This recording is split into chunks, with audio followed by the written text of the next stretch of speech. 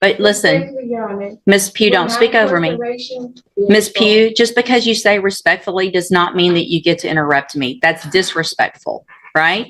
Hang on. Listen, Ms. Pugh, stop talking over me. If you want to stop talking over me. Where is the verified claim that is being placed against my trust? I told you very specific instructions when you were here before that if you did not do what I asked you, then your bond would be raised and you would have to go back to jail, right?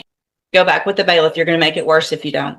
Yeah, respectfully, this is not a fair trial. You don't get to say respectfully and then be disrespectful. So here's the thing. If you don't tell me your name, I'm going to put you in custody for not cooperating this morning. I'm not going to, hold on. I understand what you're doing and what you're trying to do. It's not going to help you a single bit in court to try to play these. Are you Janetta Pugh? I am the beneficiary of that statement. You're the what? I'm the beneficiary of that statement. You're the beneficiary of what estate? Answer my questions, please, ma'am. I'm just trying to understand. Beneficiary of that statement. Okay. For the record, I recognize Ms. Pugh. She's been here before. I do as well, for the record. And I looked into Mr. Christopher Wiley. I can't find that person as a practicing lawyer in the state bar page, and I have not been contacted by anybody on Ms. Pugh's behalf. All right, so Ms. Pugh, Mr. Lewis has been appointed to represent you at this point. Obviously, you know as well as anyone that you're in custody and we want to get your case taken care of. If you've hired or your family has hired another lawyer, then they have to contact the court so that we can do something with your case. And do you know if they've hired someone? Respectfully, Your Honor, I do not agree with your appointed foreign agents, considering that the first duty is to the state and will be considered conflict of interest. Okay, so if you don't want, the only thing I can do, I'm appointing an attorney to you to help you, right? So if you don't want a court-appointed attorney, then your only option, two things. One is to represent yourself or to hire a lawyer. So if you don't like the way it works, then you do something different. So are you, listen to what I'm saying. Are you either going to represent yourself or are you going to let Mr. Lewis represent you or are you going to hire someone? Objection, Your Honor. Respectfully, is this a court of record? It is a court of record. So your objection's overruled. Okay. Respectfully, Your Honor, where is the verified claim that is being placed against my trust? It's right here. It's called an indictment. And Mr. Lewis has a copy of it and he can show it to you. So that would be the verified claim against you. Okay. Your Honor, respectfully, Your Honor, there were writs that was filed to the case that still haven't been received. I've received your petition for writ of habeas corpus and it's denied. Okay. Respectfully, Your Honor, I demand to be released due to lack of evidence of stated claim and not being given the proper opportunity to obtain proper counsel defective defense. It's overruled. Okay. You're running out, aren't you? No, it's fine. So here's the thing, Ms. Pugh. I appreciate your position, but listen, Respectfully, Your Honor, Ms. Pugh, don't speak over me. Respectfully, Your Honor, for my incarceration. Ms. Pugh, just because you say respectfully does not mean that you get to interrupt me. That's disrespectful, right? Hang on. Listen to me. Everything you have there is overruled. And here's one of the reasons why is because you have a lawyer and your lawyer will file the appropriate motion. You're interrupting me again, which is disrespectful. So I'm going to leave Mr. Lewis as your attorney unless you choose to represent yourself or hire someone else. I'm going to give you 2 weeks to determine what you're going to do. You can go back. You can go back with the bailiff. I do not agree or comply to your appointed Go back. agents. You already said that, and that's overruled. Is to the state. Go back with the bailiff. Get your own attorney or represent yourself if you don't like it. Perfect. So Ms. Pugh, Mr. Jeffries has been appointed to represent you. He's just been given, he's trying to get caught up real quickly on all the information and the discovery in your case. I'm going to reset your case so that he can get all of that. Once he gets it, he'll be out there to go over it with you and we'll see if we can get an announcement at the next court date. All right. Respectfully, Your Honor, I do not agree to comply with any of the appointed court agents, considering that their first duty is to the state. I understand. We've had this conversation before. Considered conflict of interest, and for the record, I'll be representing myself. So if you want to represent yourself, there's some things. Ms. Pugh, stop talking over me. If you want to stop talking over me. If you want to represent yourself, then there is a process that we have to go through, and we'll do that today. If that's what you want to do, we'll get your case set for trial and we'll go forward that way. It is highly inadvisable for you to represent yourself. Lawyers have many, many years of training. They understand the law. They understand how a trial works, because here's what happens.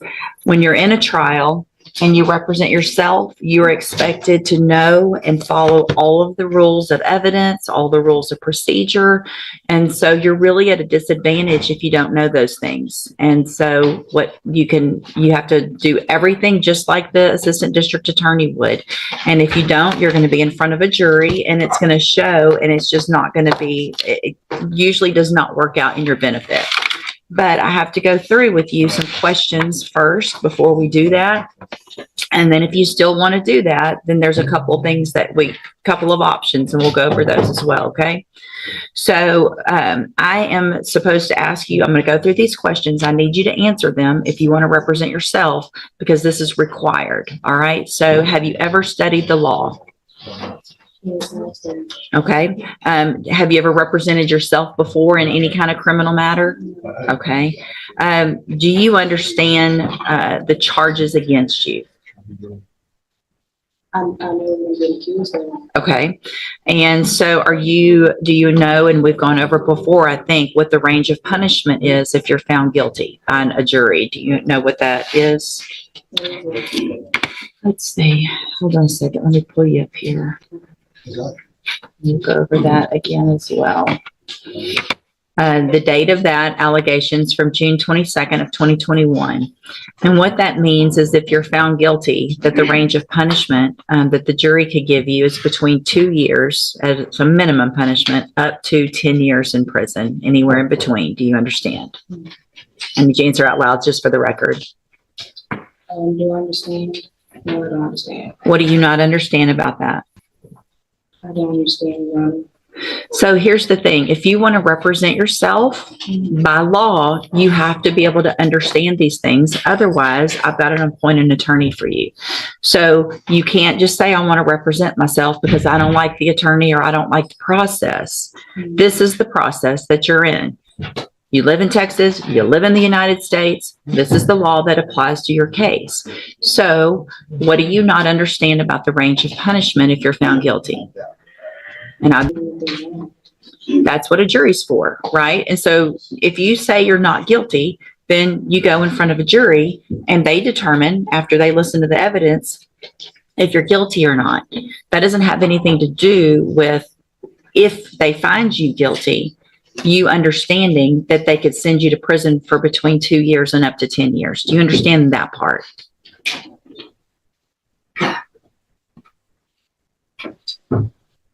What are you, yes or no? No, you don't understand that. So, Ms. Pugh, it's my understanding, I'm not going to allow you to represent yourself because you don't understand the law and the process. So we're on question number 4 out of 15 that I'm supposed to ask you. So Mr. Jeffries is going to stay on your case. I don't care what you want at this point. You can't do it. All right, you can go back with the bailiff. I'm done. Go back with the bailiff.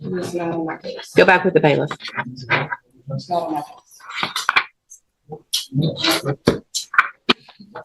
Welcome to the criminal appointment list. Yeah, fun, Jen. This was not meant to be any kind of punishment, I promise. Good morning. Are you Nasir Brown? I'm not here today on special appearance. I'm sorry. Speak up so I can hear you. Here today You're appearing here today? by special appearance. Okay. What is your name? I'm a third party intervener who's behalf of artificial legal entity, Nasir Brown. Okay. At one point in your, at some point in your life prior to being this third party, were you Nasir Brown? No. You're not him. I'm third party intervener. So here's the thing. If you don't tell me your name, I'm going to put you in custody for not cooperating this morning. I'm not, hold on. I understand what you're doing and what you're trying to do. It's not going to help you a single bit in court to try to play these games. That's relative. So are you Nasir Lewis Brown, or have you been him at some point in your life or not? Yes. Okay. So I'm going to call you by Mr. Brown because I'm not going to say all the words that you just said, because you've now identified yourself as Nasir Lewis Brown. And so, Mr. Brown, this is your initial appearance, and you have two cases. And cause number 26, I just asked you not to speak over me. So here's the thing, Mr. Brown. I'm going to be very I patient. got the child subject matter jurisdiction going on record. Your challenge of the subject matter jurisdiction is overruled. Let me go through what I need to go through, okay?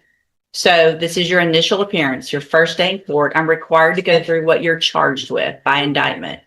In cause number 26, DCCR 0322, you're charged with a third-degree felony offense of assault family violence by impeding breath or circulation from February 16th of 2026.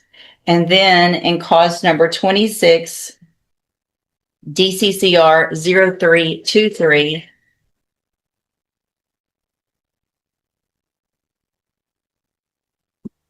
you're charged with the state jail felony offense of injury to a child, and that's from February 16th of 2026. And so since you have made bond and got out of jail on your cases, have you had an opportunity to try to hire a lawyer? Is this what I'm saying?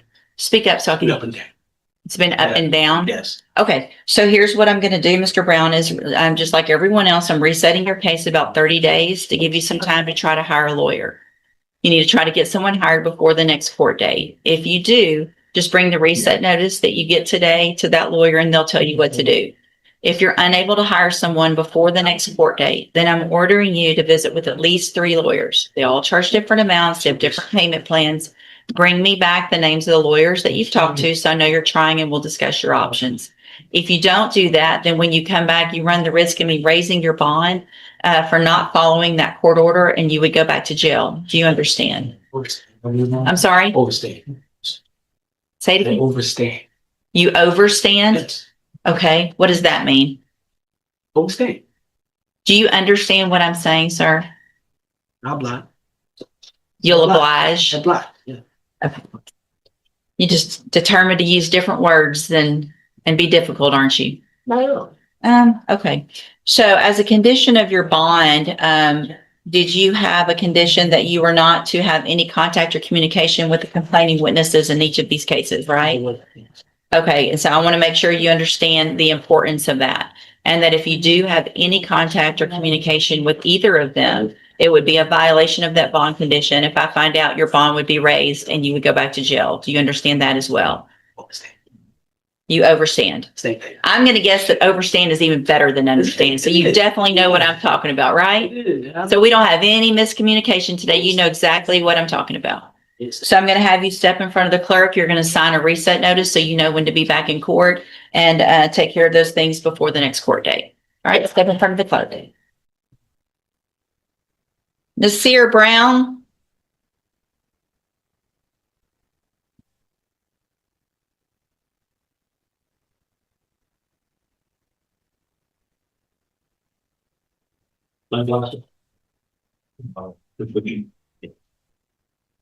Are you Nasir Brown? I'm sorry. We were here before. You've been here before, but you have to speak up where I can hear you. Executing beneficiary of the trust in hand. Of the trust of what? Of the trust in hand, yeah. Of the trust in hand? Whose Yes. hand? What trust? The execution. Did you bring a copy of it? I wasn't able to get to the copy. I do have. Take the glasses off. I need to see your eyes, please. These are my prescription glasses. That's okay. So I'm having a hard time understanding you. You need to speak up and speak clearly so that the record can be clear. You were already here, and I gave you an opportunity to try to go hire a lawyer for your 2 cases. Did you get a lawyer hired? Able to do it. Who'd you talk to? Made a few calls to the guy, Rife. What's his name? Rife King? Mm-hmm. What's his name again? Who else? That's the lawyer that I chose. So if you chose him, you should have gotten him high. I mean, he has the same, there's somebody that answers his phone every week. I understand. I know how it works. I told you to hire someone or visit with at least 3 lawyers.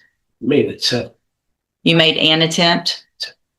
Okay. Did you go see Mr. Kimler? Did you make an appointment? Able to do that. Why not?